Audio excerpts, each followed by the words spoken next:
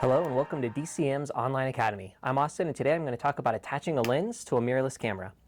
So first thing we'll point out is always keep the body cap on the camera and the cap on the lens until you're ready to attach. We want to keep these from being exposed, especially on these mirrorless cameras. The sensors are really shallow, so it's really easy for dust and stuff to get in there. So we especially want to keep these covered, but it's good practice with any camera to keep the mount covered. But once you do uncover it, you will see there's usually a white dot. Some cameras it's a red dot.